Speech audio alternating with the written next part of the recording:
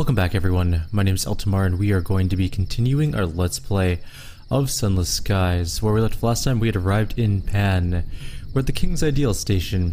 As exuberant as an old pirate den of the Caribbean, Pan's station teems with thieves and merchants, smugglers and evangelicals of inventive new cults. In a grove nearby is the seat of the Cypress King, who has little power. Let's visit him. Pan has no ruler, but it does have a king. The position is not a powerful one, nor secure. Their only real authority is to rule on any disagreements that can't be settled at the Forum. During the Hour of Thorns, anyone can challenge the king and, if successful, take the throne. In a burgundy grove, shaggy with vines and moss, the current Cypress King resides, a scarred smuggler with iron-grey hair and a knife in her hands. She has an assessing gaze and an inclination towards unnecessary frankness.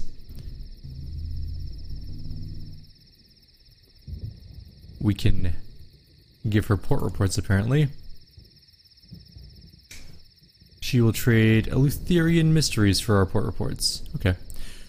Storytelling is forbidden in Pan, and one of the duties of the Cypress King is to trade mysteries for Skyfarer stories of other places before they can be inflicted on the city at large. Though the dockside business use sovereigns for convenience, for most other purposes, mysteries are a more valuable currency in Pan. It's a city of secrets and initiations. Okay. Fair enough.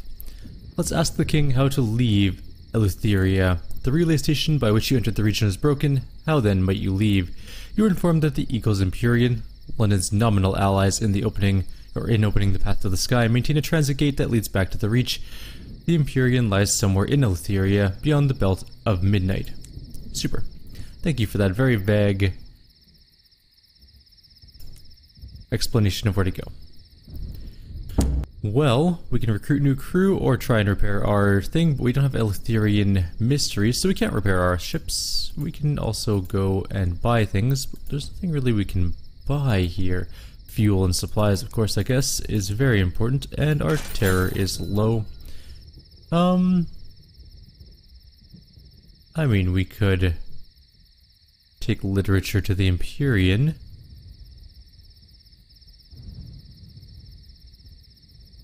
Or seeds to Achilles.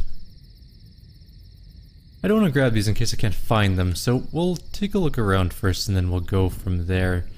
Alright, we have all of Eleutherium to go. We have no idea how to get out of here, so we are stuck. Which means that we are going to start exploring. There's really nothing else we can do for the moment. Thus we move. That is a what kind of ship?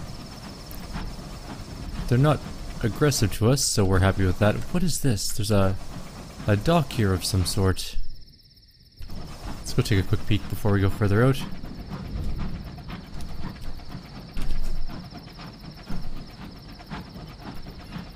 Winter's Reside. Turn harder. There we go. What is Winter's Reside? A single street cuts through the groves. It houses an immaculate copy of London architecture. 3 of the revolutionaries governing Calendar Council live here.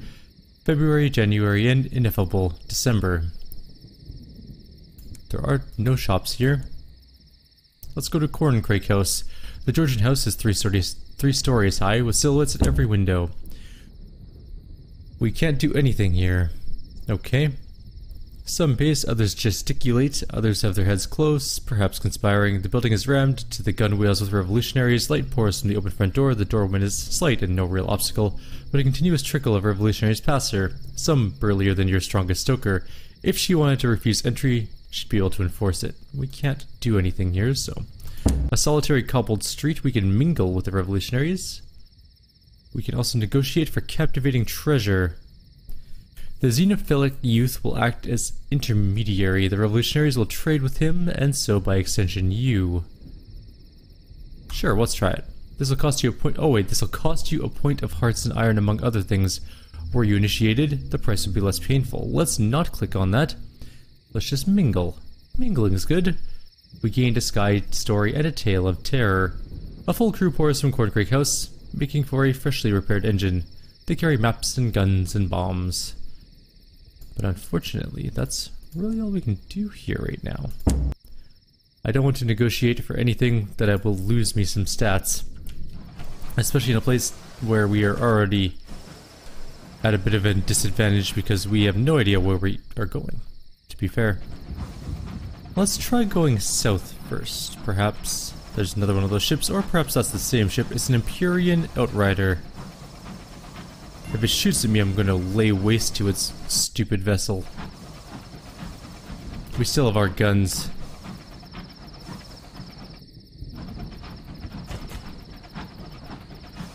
I wonder if I can get 2 chain guns and just hold down fire. Double chain gun barrage. Kind of fun. Although it does shoot fast enough that, you know, don't really need to do that. This is definitely a slightly smaller area. It's like a weird door-shaped missing part in this island here. Hermits live here, a somber crewman informs you. They look into the Belt of Midnight hoping for wisdom. The Belt of Midnight, that's where we're supposed to go. Alright, good, we're going the right way. We're well on our way to something. It said that the way out is past the Belt of Midnight. That being said, we do have something to do here first.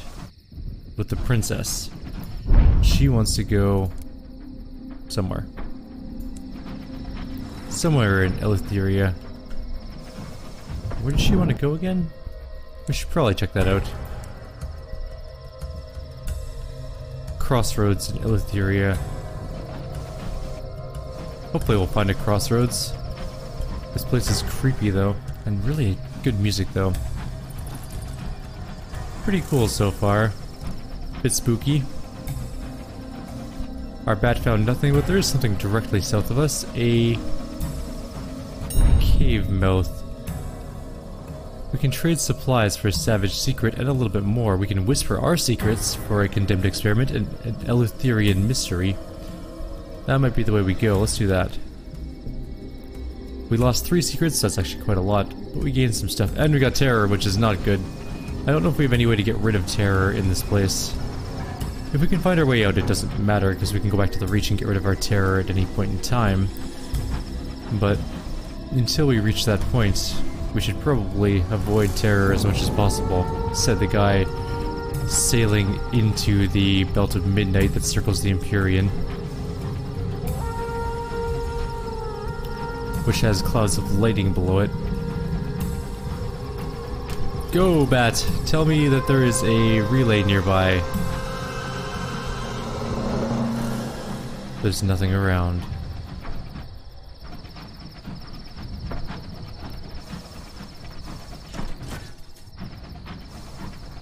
We're in the vast dark, alone. Oh, here we go. There's something ahead.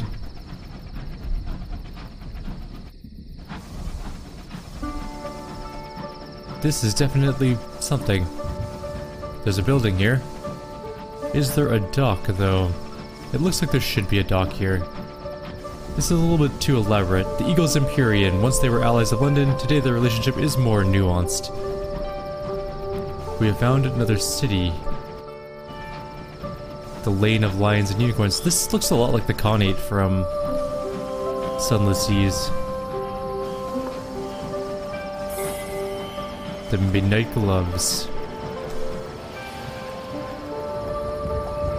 A new port. A little piece of Albion on the edge of the Empyrean. Here, Her Majesty's Embassy works tirelessly to maintain cordial relationships with the Imperials.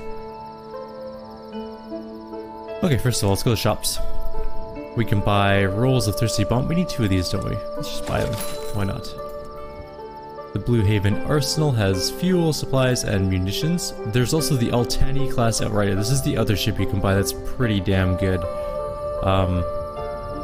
We would lose 2 navigation slots, but we get an extra dock slot, or an extra lightning slot. We'd lose 3 crew and 2... It might actually be worthwhile to do this. We only lose 20 health. We still have our armor, we can buy better armor. We lose 2 navigation things, but we're not using any of those. We need an extra lightning slot, because that's wonderful. We could put our mining drill on. We do lose 20 health, but that's not a huge deal. 2 hold space is a little bit kind of bad. Is that better or worse? Our fuel efficiency must be better. You know what? We've had our ship for a while. We can always buy another one. Let's try it. Let's see. The Dark Star. Confirm. Now we have a bunch of extra money. It's a smaller ship too. Let's explore still. I'm just kind of curious to see how this goes. It might be really good. Alright, let's... We don't... Oh, we do need to repair our locomotive. It's just taking 10 damage, right? That makes sense. 30 sovereigns down. The Visa checkpoint. A modest checkpoint stands at the end of the lane of lions and unicorns. We don't have any. Contraband. So we... And we don't have papers either. Okay, good to know then. Let's go to London's Enclave. Her Majesty's embassy dominates this little street, but the eagle stands above the lion and the unicorn on the street sign.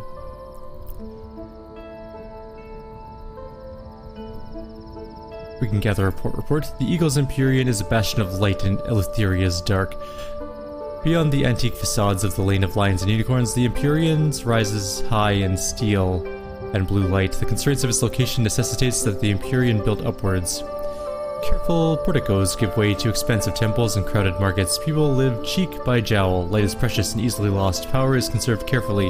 When times are bad, whole districts go dark. It would be easy for hopelessness to seep in. The Khan provides his people with festivals, celebrating the people's history of the old Khanate, I was right, and constant technological innovation. To be idle is to be afraid here. The Empyrean is busy at every hour. Let's go introduce ourselves. They might be glad to receive news from London. Few captains dare venture into Eleutheria. The embassy is a fine example of Georgian architecture. Inside, the elegance gives way to a pandemonium of desks, where bureaucrats minutely scrutinize their correspondence.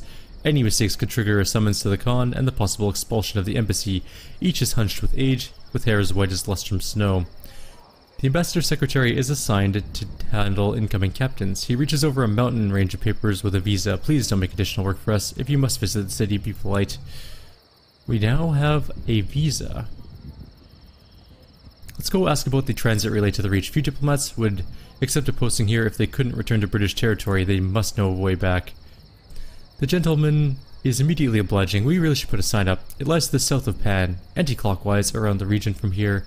It's under Empyrean control, of course, in accordance with the treaty. He smiles the broad smile of a practiced liar. We thought it would be a nice gesture, let them think they control their borders and all that. For all his confidence, he checked for any Empyreans in earshot before saying that. Okay, good. So we go anti-clockwise, which is counterclockwise for those of you in North America. But anti-clockwise is a better way of saying it, to be fair. Let's enjoy our respite at the Maiden and Unicorn. No matter how hard the decor tries, it can't mask the darkness visible from the windows, nor soften the electric light of the Empyrean moon. Still, off-duty diplomats congregate around the triangle-cut sandwiches. They drink steep tea with translators, attachés, and runners. The Maiden and Unicorn is also popular with citizens of the Empyrean. Some come to sample the latest London cuisine, others to do unofficial business with London's embassy, others, like everyone else, just come to get away from the dark. Well, let's go visit the embassy. The ambassador is always glad to receive guests, suitably respectable ones at least. The ambassador greets you in his study. Instead of a fire burning in the hearth, there's an electrical heater that smells faintly of burning hair. Everything else is comfortingly old-fashioned, from the creaking leather of the armchairs to the vintage of brandy in the drinks cabinet. We can't do anything. We don't have any... The game is too precarious at the moment, apparently. Okay. Good to know. Anything else? No, it doesn't appear so. But we do have a thing, right? We can go into here. Oh no, how about this one? That's what I mean. Visa checkpoint. Have your visa checked by the guards. They are ready to inspect your papers. You're welcome to the one true civilization in Eleutheria. You are as free to explore as any citizen. A modest checkpoint. Oh, sorry, did that.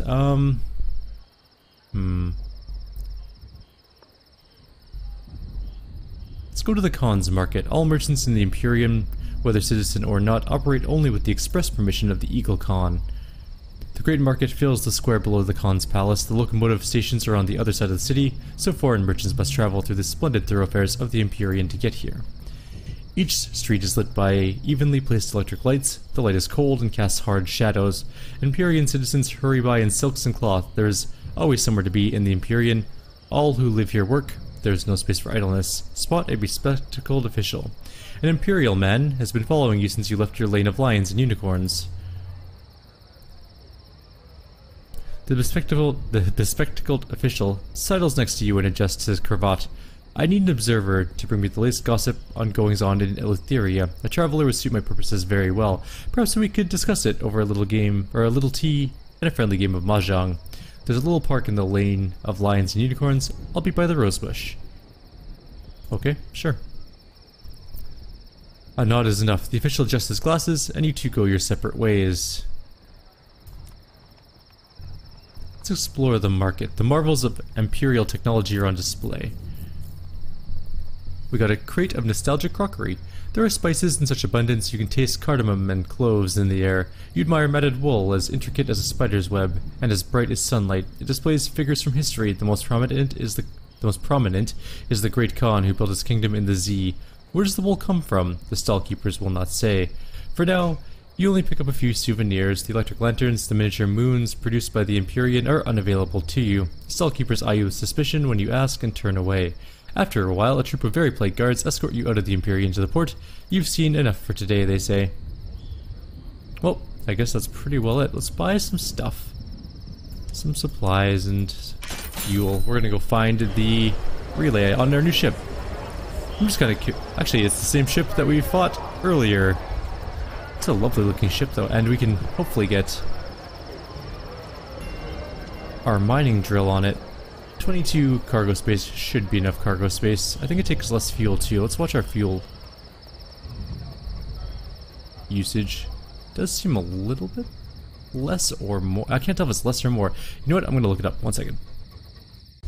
Okay, so in theory, our ship is lighter than the Moloch class liner, so it should use less fuel. That's all I can say.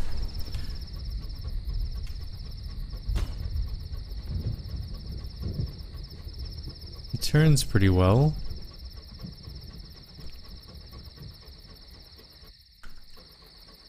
It's not that I want to flee the Empyrean, because we need to go to the Crossroads while we're here, but I do want to know the way out, so that we can escape when we want to.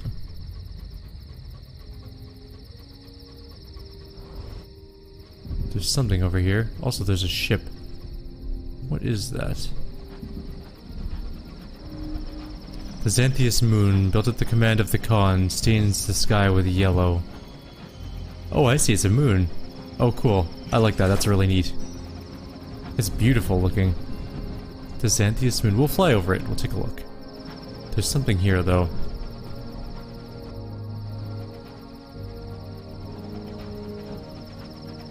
Dude, don't turn so suddenly. Ugh.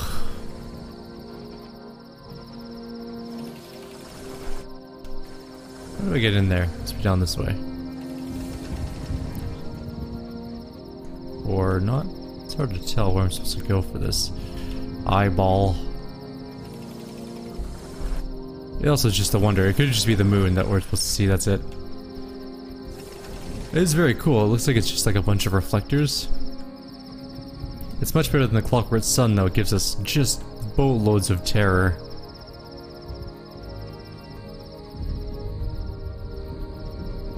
Look at the beautiful thing below. I don't know if it's lights or it's reflectors. It must be lights.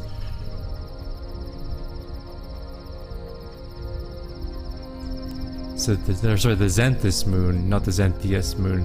That was my bad. It's very pretty, though.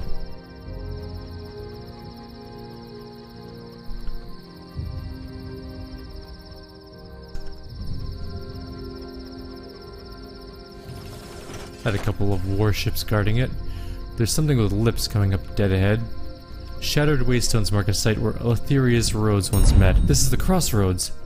A figure waits by the signpost in silhouette. It resembles a woman in a long skirt. Up close, you hear the clatter of chitin, wrapped in layers of veils and shawls that smell of harsh antiseptic.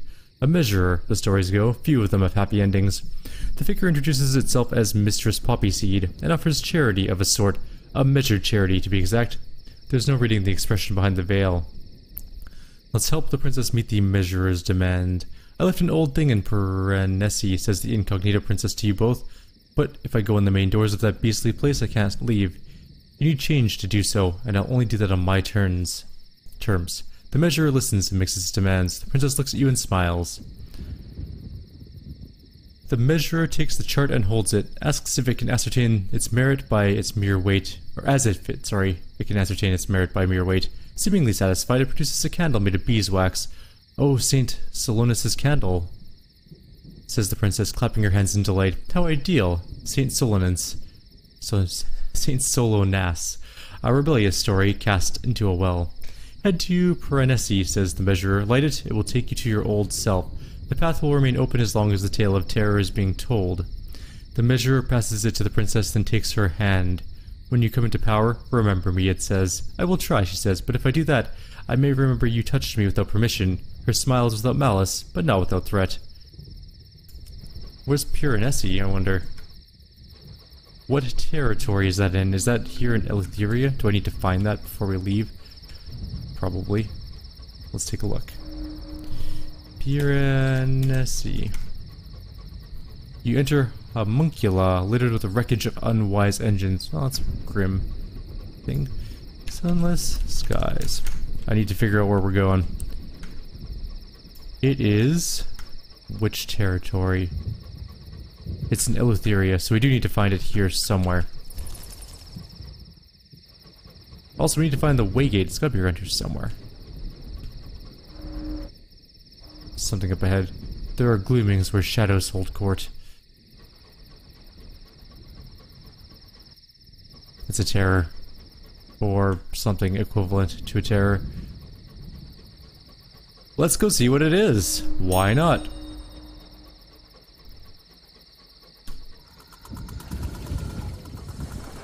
Okay, it's making weird sounds. We didn't get any terror from it, but we got something. It's now making a weird noise. Please stop that. Where is this damn place?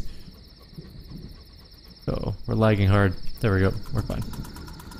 Now there's a weird chittering sound around me. Another one.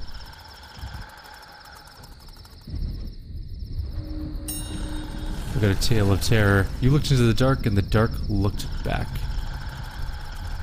We're getting a little bit of terror from it, but not too bad actually. Oh shit! Jesus! That's an Undeparted. I don't know what those do, but we are getting pulled in. I can't move. Oh, that kinda hurt.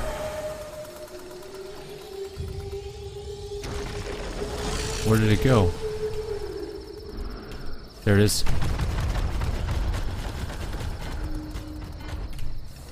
We're getting pulled into that dark thing. Where did it go now? There it is.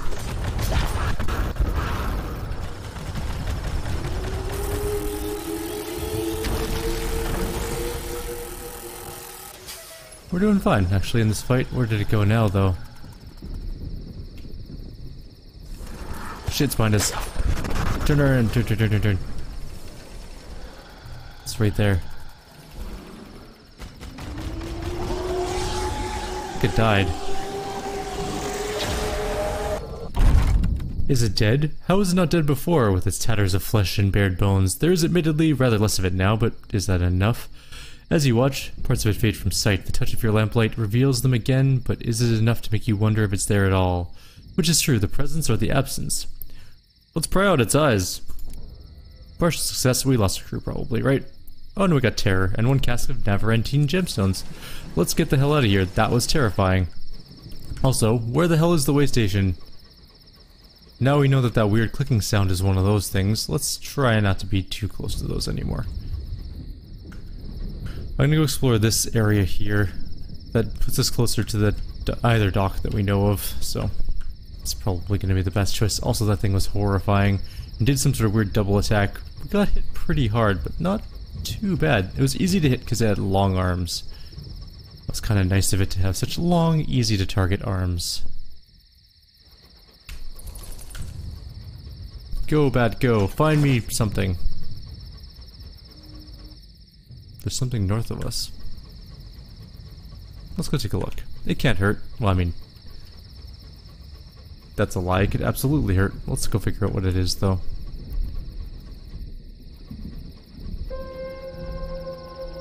I don't know what this is. It's big, though, whatever it is. Another dock? New spite. This is Achilles. Or Achilles. That's what it is. Achilles. It's a large city.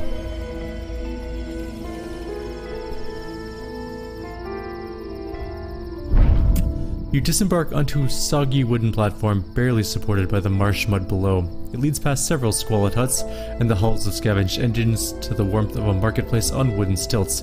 Nearby, what remains of an ancient monastery just holds on against the ravages of time and the swampy ground below. Something's going on the other side of the monastery. Fire flickers, treachery carries on the wind. A woman smoking a cigarette watches from the shadows, unaware of your presence, as a group of grizzled skyfarers attempts to force the monastery's doors. Unlike the crumbling stone, these are made of solid, new metal, and more than up to the task of repelling the attack.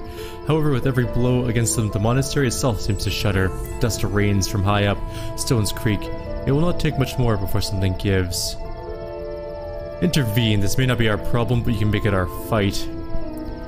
You summon a few of your crew and wave back with a wave back to the locomotive. Before you can join the attack, however, Hojo Toho, a war cry echoes through the marsh. Urchins, ring breakers from old London, from the look of them, surge at the attackers, armed with broomsticks with sharp objects taped to the other end. Colander helmets and cardboard armor. In the name of the Valkyrie, they shout, launching their attack for Sigrid. They swiftly rout the attackers. The woman with the cigarette is long gone, leaving behind nothing but the smell of expensive ash. The port is open in front of us. First of all, port report. This is a small place, it won't take long. Everything here seems to revolve around tea and spice, and a special blend made in the monastery that nobody you speak to appears to have tasted. We're not worthy of the Midnight's favor, they all tell you through unsmiling faces, before offering a special deal on some other blend or incense they just so happen to have. There's several things we can do. There's actually many things we can do. Alright. I guess we can start at the top. Visit the Court of Tea and Spices. The bulk of the market is devoted to brews and incense and the almost priceless Midnight's favor. Every breeze carries a different scent, but first. They have bronzewood here and more bronzewood. This is a lumber place. Got it. Clouds of rich scents hang in the air. Though the market is small, it is bustling with both London and native Eleutherian traders. Each cramped stall and barrow is piled high with the region's finest tea leaves, opiates, salts, and spices. We can buy tea in bulk. It's expensive, though. And we only have 8 slots. Do we need to buy a ton of tea? Let's browse the tea barrows. Many of the spice merchants have tattoos on their left cheek denoting what they sell. Londoners present have yet to adopt the tradition. I mean, that is kind of weird. Although this port is mostly famed for its homegrown midnight flavor, it's quickly becoming a trade hub for every flavor and blend of tea you can possibly wish for. Customers don't brew them, they bite into the leaves and lick samples off their fingers. Ask about Midnight's favor. Stories say it's blacker than night and tastes even deeper. Your inquiries draw little but averted eyes and apologies that they are not worthy of Midnight's flavor. The select few who trade in it consider it far too precious to simply sell. Visit Murgatroyd's Taste of Albion. Even out here you can get a mug of Murgatroyd's finest. Although one of the more professional looking barrows in the market, the Murgatroyd family specialty blends have gained a little traction. The proprietress Amberly Murgatroyd glares at you from beneath a slender cigarette holder, twitching at the inconvenience of your presence. Let's speak with Amberly. Are you here to buy? Amberly glances around, looking for a distraction. If you're not here to buy, I don't know why you're here unless... She sizes you up. Perhaps. Amberly lights a fresh cigarette. I'm sure you've heard of Midnight's favor. It's all anyone wants around here. Well, I have plans to deal with that. Were you to assist me when the moment presents itself, well, I'd be most grateful. In a most profitable way for us both. Maybe? Let's inquire about the family business. The Murgatroyd Company is known for more than tea and crackers. There's little you cannot learn at their salons for the right price. Amberly looks at you with disdain. Oh please, even if I had time for Father's Spy Master games, exactly how much do you think one overhears on the edge of nowhere? She takes a long pointed drag from her cigarette. Honestly, if you must waste someone's time with such nonsense, go annoy my sister, Melusine. I think we stashed her somewhere in the Reach. Her and her ridiculous inventions, yes. I'm sure she has nothing better to do than listen to you. Damn, okay, fine. Whatever. Let's leave. There's like a lot of places to go. Let's visit the Midnight Garden? Yeah. Steps lead up to a wooden temple, landscaped with flowers and gravel. Not just anyone is welcome. Mere money will not grease the wheels. The noise of the market slowly fades as you follow the rickety wooden steps down into the marsh. Bohemians, calling themselves midnight connoisseurs, have built a wooden pagoda overlooking the monastery to savor the taste of the leaves that grow within. Let's ask them about the tea. How good can it be to be with so much trouble? A gasp of shock. You would even ask? In this place? So close to his presence, the midnight connoisseurs stare at you coldly from behind their teacups. Damn, we just got told. We can't attend a tea ceremony. We don't have midnight flavor. And we also don't have a connoisseur of fine teas, apparently. Return to the market. Okay, what else can we do? Return to the market. We can enter the House of Silks. Let's try that. The curtains part with a sickly, sweet breath of incense. Velvet wraps the inside of the hut like a fine chocolate box, with silk curtains delicately hanging down to provide translucent privacy for guests. Behind, the shadows of wealthy traders lie in the embrace of soft, well-plumped cushions, gently sipping from bronze hookah pipes until their eyes and troubles are somewhere else entirely. Let's request an audience with Mr. Pipes. The hooded proprietor keeps to himself at the back of the house. A particularly large hookah pipe delivers smoke into the darkness of its cloak. A gramophone beside it quietly plays a Bach concerto. A serving boy returns, bowing apologetically. Mr. Pipes is relaxing and has no interest in either chitter or chatter. If you have business, you may present it to one of the staff. Otherwise, his master encourages you to avail yourself of the facilities. Let's ask about the Midnight Favor. We are not worthy of the Midnight Favor. So nothing. Okay. We could sit down with the hookah pipe. It's only $10. Why not? We lose some terror for it. Good. Briefly without terror. So we know we can get rid of terror here. That's kind of nice. Back to the market, I guess. And what's next on our list? Visit the Vigilant Nightingale. An old, mostly picked apart locomotive acts as the ring-breaker urchin's kip and base of operations. Two of them guard it sleepily. One of the urchins jabs at you with her weapon, a broomstick with a knife on the end. Friend or foe? Friend? Delivered with an encouraging smile. Good, good. Enter, friend. This broken-down engine has been comprehensively gutted to serve as the ring-breaker's home and base. Filthy hammocks stretch between metal and bars, most full of snoring urchins. Others sit, decorating tea tray armor with bright paints or sparring playfully with wooden sticks. Let's try and trade with them. Hey, we succeeded. Cool.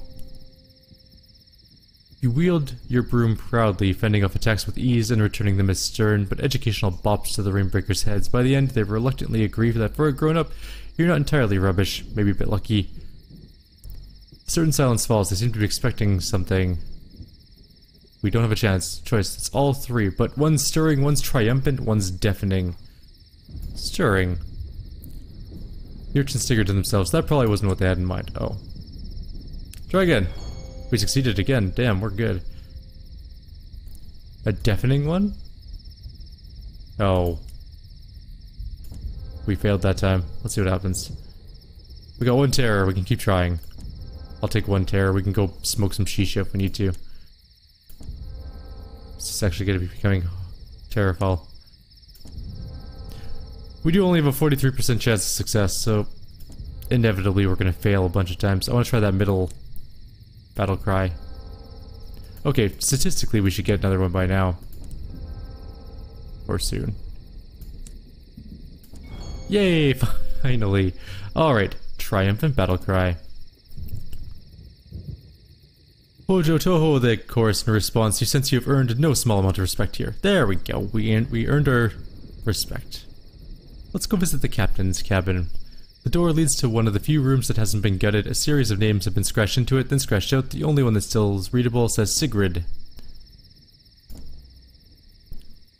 Enter, barks a high-pitched voice. Sigrid, Spite's daughter, Valkyrie of the Ringbreakers, and the closest thing this port has to a law. Despite being the youngest ring breaker to be declared, Valkyrie, Sigrid has the glare of a seasoned general and the scars to back it up. She sits sternly behind a mahogany desk, almost as tall as she is, carefully engrossed in a copy of Sun Tzu's The Art of War. It is a show of military diligence only, slightly undercut by it being upside down. Let's ask about Midnight's favor. Yeah, I like them snooty bohemian types. Let's try the stuff. Sigrid shrugs. No big problem, nothing wrong with juice. Now let's you drink it after brushing your teeth. Just don't brush them, that's what I say. Probably bad for them anyways, working them over like that. Nope, okay. Let's ask about the War of Midnight. What's going on between our crew and the attackers? Sigrid's face darkens. Shouldn't have let that Amberly Murgatroyd get her boots dry after striding into the port. We know it's her trying to destroy the Midnight Tea, so everyone will buy Daddy's old scrapings instead. But she's tricksy, and with them claymen of hers always around, we can't go accidentally pushing her off into the marsh.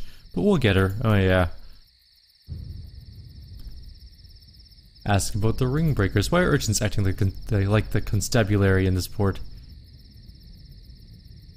Sigrid's face is a mixture of pride in her job and irritation at being questioned. Don't be thinking we're a bunch of kids. You heard of the Valkyrie, greatest warrior in old London she was. Yeah, well, her name kicked out the old bugger that brought us to the wilderness to clean out his chimneys or whatever. Now we got a home. Can't blame us for wanting to protect it, right? Even if it is a bit damp in bits. Of course, can't stay here forever. Rule one of the ring breakers: when you're old enough, that's when you gotta move out and find fortune out there, and find others to fill their places. All welcome. Just gotta swear by our code. And they're welcome to grab a hammock, at least as long as they don't fart too much in their sleep. Good to know. How about the monastery? Never been in myself, Sigrid admits. Them bohemian types in this town are said to know a way, but it ain't through the front door. Anyway, without the tea from the place, we'd not have much of a home. Reckon we'll keep defending it. A Valkyrie don't need thanking. Alright, let's leave her to her stuff. I guess we are done. Oh, there's a brig. Let's take a look at the brig. A mix of angry, doleful, and drunk eyes stare back at you from the darkness. All the prisoners have been stripped of their underthings. The ring breakers do their best to keep them happy by regularly throwing them boiled sweets. It doesn't appear to be working. Alright, back to the market. What else do we have? A prominent statue we're going to examine. It sits in the middle of the dock, untouched by chalk scribbles or damage. A couple of tattooed spice merchants lean against it, quietly eating their lunch. A mysterious founder, it can be assumed, if not someone equally important to the market port. They look somewhat more imp than man, with a flag on their lapel that matches the crest of the nearby wreck of the Vigilant Nightingale. Peering closely, there is a plaque between the figure's feet. Someone has scratched out all the details, perhaps the subject themselves, preferring to maintain a sense of mystery or plausible deniability. Valid point. Alright, let's go to the monastery, take a look. Petrified veins run down the side of this ancient structure. Two giant, featureless doors block the crumbling entrance, far too large for any human to open. The metal is unfamiliar but resilient. Unfortunately, the same cannot be said of the monastery itself. The ages have not been kind. I'm going to demand entrance. They say the monastery opens only for those undergoing great torment. Rumors are less clear on exactly how they know this. The doors do not open. However, from above, a vine languorously extends downwards to where you wait. Its leaves peel away, forming a cup filled with slightly brown, bitter-tasting cold water. One sip and the world begins to spin, darken, fall. You awaken on a soft patch of leaves and fungus, staring up at the high monastery walls from inside. There is no roof, just a gaping hole from which you can glimpse Elitheria's black sun, carving its increasingly familiar hole in the heavens. Your head throbs, not the pain of a headache, but something deeper. The sense of something digging for something, regrets, mistakes, thorned vines twisting deep into your darkest memories. There's only one exit from here. The walls are too slick to climb. The call comes from deeper in the monastery. Knee-high ruins mark the echoes of buildings that have long since given way to time. Vines stretch everywhere, pushing through masonry and lying strewn across the makeshift paths. A handful of silent monks wearing animal masks tend to the glistening fields of fresh tea, some water, some pick. All ignore you as you stumble around them, under siege from old regret. Little remains of this place, but its high walls and the outline of ancient chambers in lingering glass and stone. Gaps in crystal lenses in the wall help focus the limited light in a way that suggests a glorified greenhouse, with the ground thick with strata of dead flora packed as hard as concrete. Masks, monks in hempen robe move around unhurriedly, tending to fields of tea in the ruins. Let's attempt to talk to one of the monks. Each group tending a field wears a different mask. The fox, a rabbit, a wolf. They hum in unison an atonal melody that still echoes somewhere in your aching head. The monks ignore your presence. They water the tea. They pick the tea. They place the tea in baskets for other monks to collect and convey to the port. Let's attempt to remove a mask. Why not? The monk barely reacts as you lift up the mask. Underneath there's simply a human face, calm, at peace. No vines flowing from empty eye sockets, no hideous wilted skin that must be hidden from the world. The monk regards you with a placid look and lowers the mask, resuming his humming and his work. Let's try and sample the tea. Each field's workers bear their own masks, and the tea each group grows has its own distinct color. They do not object to you picking a couple leaves for yourself. Wolf. Its leaves are the darkest, glittering softly. You place the tea on your tongue. Fire, cold fire, the predator, the stalker, the final drink at the end of a long night. The click of the lock, the control of stick and rope, the rush, the cold that follows. A hatred turned inwards, an escape into midnight where sins are absolved. The wolf muzzled, never to hunt again. The wolf lashed in the darkness, growling and awaiting his chance to break free. Damn. Alright, let's try another one. Can we sample another batch? Fox. Red leaves, rounding as they grow. You place the tea on your tongue. The taste of ash, words unsaid, the cold corpse in the bed, beyond recrimination or apology. The guilt of the abuser's silent partner. Their crime being the choice to look away again and again until ignorance was no longer a blanket. Every last word said in anger, and every naive conceit that regret owes anyone a second chance. The whisper of what could have been, curled up in the darkness of midnight and drowned by its depths. Last one, the rabbit. A dark green leaf edged with purple. Bitterness, a twisted heart, a train pulling away from the station for want of the right word at the wrong time. The ashes of the flame that burned away everything that mattered, a true love's kiss seen shared with another. The fear that paralyzes, the fear that welcomes the darkness of midnight where disappointment has no lease. Damn, this is an interesting place. We're going to continue. The keep. All the vines seem to converge here. You enter the darkness inside and climb up the crumbling, rickety steps. Bits of rock and loose pebbles rattle down the stairs behind you, and you're forced to press against the monastery to avoid losing your step. When you reach the top, even the low light of the bell tower is suddenly blinding, the writhing light of the sun obscured by an immense black leaf plant. Its black and purple leaves drink in the light, its green vines pulse, spreading through the monastery. The floor is ankle-deep in a mulch of fallen leaves, winking with the odd radiant flower. Your head pounds, your memory paging through pain and regret faster than a demented zoetrope. The midnight plant rustles, its flowers puckering for a moment. It extends a vine, thorned, bloodied. I'll take the vine. The thorns dig into your flesh, the vine wraps around your arm, your vision fades, darkness, silence, a heartbeat, yours. The hour of deepest regrets. The midnight plant wraps its vines around you, its sharp thorns working deeper into your sleeping flesh. They lick at your mind, taste your memory, savor your pain. On distant vines, old griefs birth fresh flowers. Think about what it is offering. What brought you here in the first place?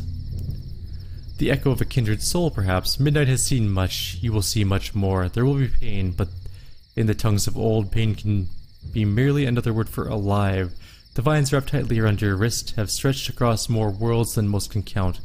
They have seen that there are some that the universe breaks upon its anvil, and others on whom even the stars themselves may be shattered.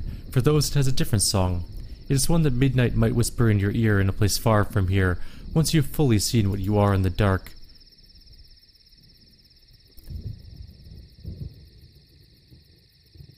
The hour of deepest regret. The midnight plant wraps its vines around you, its sharp thorns working your way deep into your sleeping flesh. They lick at your mind, taste your memory, savor your pain. On distant vines, old griefs birth fresh flowers. Why would it sell its leaves like this? Midnight knows it intimately. They have been adversaries. Adversaries? No. Oh my god, they have been adversaries. Oh my god, I can't talk today, sorry. Comrades, master and apprentice, it's not clear which one is which, just that flourishes in the plant's purple leaves, not the pain of torment, the empathy of pain, distilled, shared, offering the liberation only the night can grow.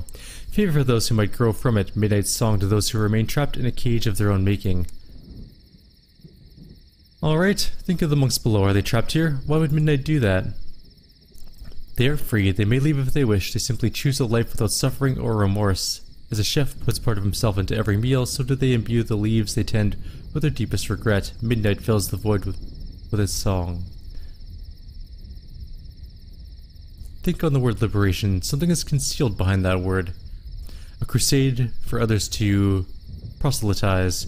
But it would not be unethical for midnight to watch a man burn when it might so easily extinguish the flames. And what are the judgments, if not damned to run brighter and longer than any in the carrying out of their laws. The pain of a sun is a mighty engine.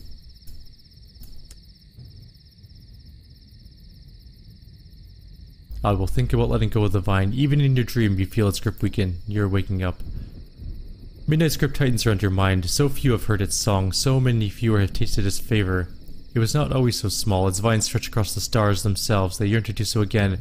But the universe is slow and the people so unpredictable. Should its disciples spread its call throughout the stars once more? Yes. Midnight should encourage the Bohemians to spread its tea. Midnight's presence fades along with the light, your answer still hanging in the air. For a moment you fall into nothing, then there's a sharp pain, and another one in your ribs. You open your eyes to find yourself lying outside the monastery gates, a pair of ringleader urchins prodding you with brooms. Huh, told you they was alive. You owe me a chocolate ration, you do.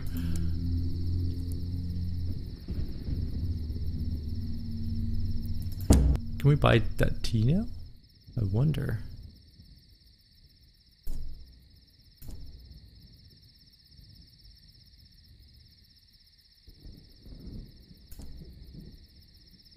We still don't have Connoisseur of Fine Teas, but we do have Midnight's Favor.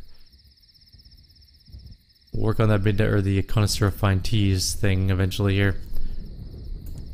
I guess we're pretty much done in this place for now anyways.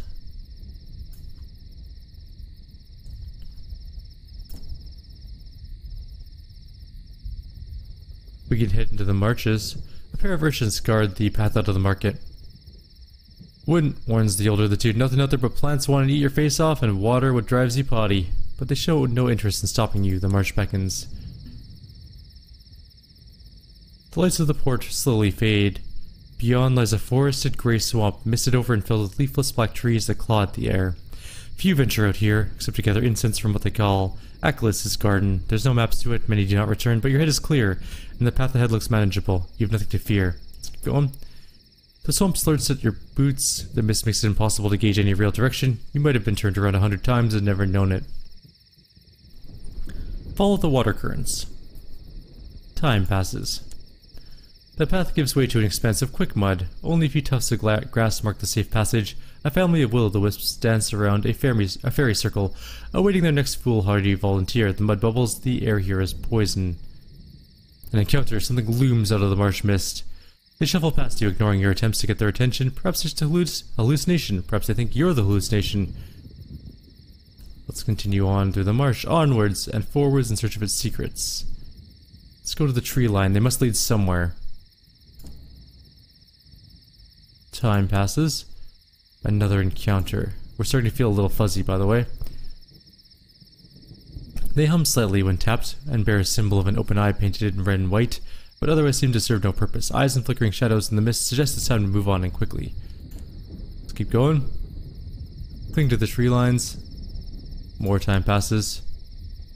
You stumble over the remnants of some old ruin, perhaps a castle, perhaps a temple. Not enough remains of it to hazard a guess. The mist thickens, shadows move in the dark. You step through a cloud of hallucinogenic spores, sneezing colors. We're going on. I don't know why. North. We're gonna go north. Time passes. Nothing happens. Yet. Keep going north. Keep going. I don't know why I'm keeping going. This is a terrible idea. The mud looks so inviting. Okay, we need to get out of here.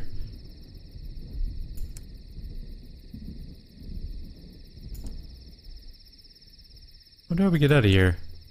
Okay, we got out. Good. We didn't find anything useful in there, though. Can we buy here again? Oh, fuel and supplies, good. We still haven't found the way out of this territory, though. I'm guessing it's going to be somewhere in here. But for now, we're going to call it a video. Like always, if you have any suggestions or comments, please leave them below. Otherwise, I'll see you all next time. Take care.